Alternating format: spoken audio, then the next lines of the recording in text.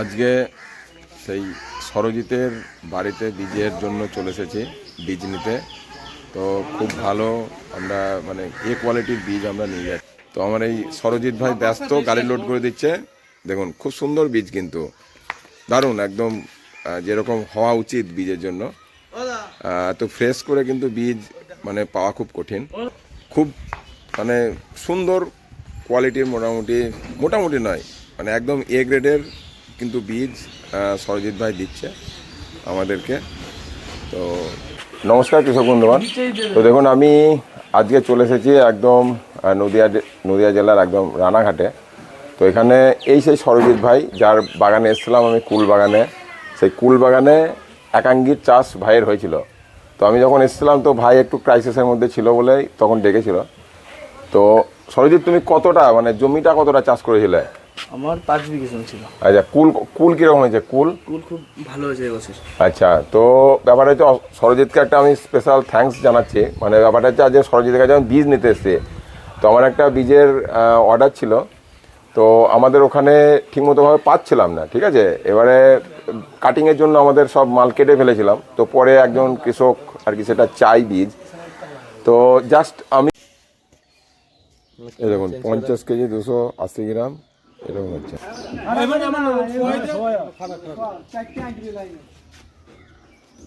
দেখুন এটা 50 কেজি।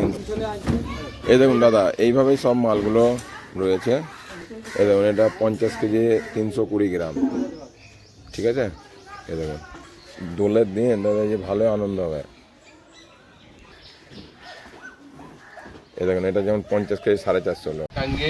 মানে ব্যবসা করতে এসে কি লেভেলের খাওয়া দাওয়া ভাত ছিল, তারপরে এখন মানে আম ডাল, তারপর কাকিমার হাতের মানে শুক্তো, স্যালাডে হচ্ছে গিয়ে শশা, আপনার লেটেস্ট হচ্ছে ইলিশ মাছ, তারপরে আবার চিকেন, চাটনি, পাঁপড় আর কি চাই। মানে ব্যবসা করতেছে এরকম ধরনের একটা পারিবারিক মানে আতিথেয়তা আমি আপ্লুত। আর এটা হলে আগামী দিনে মানে এই যে একাঙ্গী কমিউনিটি যারা প্রত্যেকেই ভালো থাকবে। আমি বনগাঁতে উত্তমদার কাছে এসেছিলাম। উত্তমদার কাছে কিন্তু যথেষ্ট এরকম আতিথেয়তা পেয়েছিলাম। খুব ভালো লাগে। এইগুলো সবাই করতে পারে না, কিন্তু করতে পারলে এটা ভালো লাগে। আমরাও চেষ্টা করি যতটা পারি। ঠিক আছে ভাই, এর জমিতে আগে এসেছিলাম তো কুল বাগানে দেখুন কুল একদম শেষ করে ফেলেছে। সমস্ত জমির কুল শেষ হয়ে গেছে। এবারে কি ডাল কাটার পালা, তাই তো? তো ডাল কতটা রাখতে হয় কুলে? ডাল মোটামুটি এখান থেকে গোড়া থেকে এই পর্যন্ত রাখবো। গোড়া থেকে মানে এক হাত গোড়া থেকে 1 হাত, মানে 1 ফুট বা 1.5 ফুট মতো রাখতে হবে।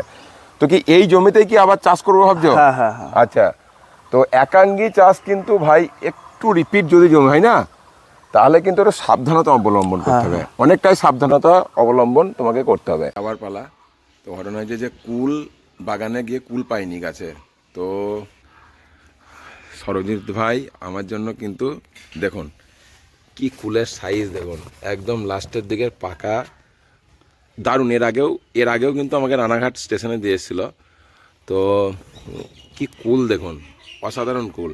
হচ্ছে সেই মিস ইন্ডিয়া কুল, যে কুলের বাগানের আগে ভিডিও করে গেছিলাম। তো মানে এখন লাঞ্চ করলাম তো জাস্ট, সেই জন্য খাচ্ছি না। তো দারুণ। এর আগে আমি বাড়িতে নিয়ে গেছিলাম, তুমি পাঠিয়ে দিয়েছিল, রানাঘাট স্টেশনে গিয়ে দিয়ে এসেছিলো। আর আজ তো ওর বাড়িতে এসে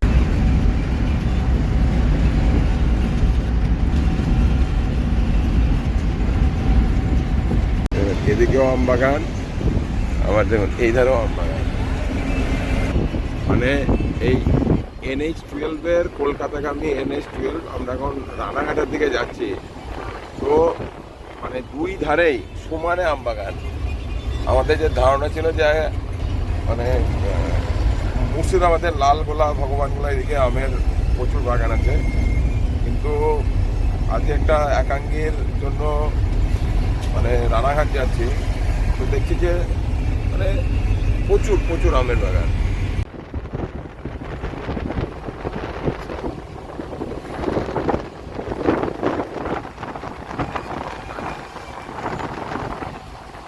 দারুণ সব শান্তিপুর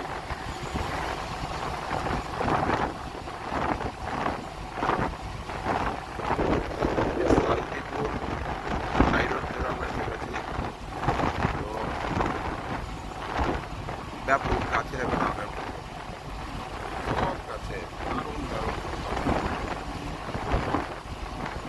দারুণ।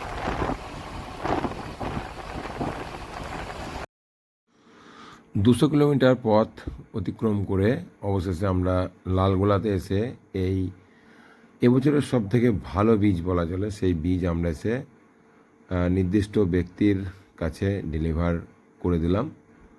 তো উইশ করব যে ওনার আগামী বছরের চাষ খুব ভালো হোক। আকাঙ্ক্ষী চাষের সঙ্গে যারা যুক্ত রয়েছেন সবাইকে অসংখ্য ধন্যবাদ। ভিডিওগুলো দেখুন, লাইক করুন, কমেন্ট করুন, শেয়ার করুন। সবাই ভালো থাকুন। আবারও আগামী একটি ভিডিওতে আপনাদের সাথে দেখা হচ্ছে।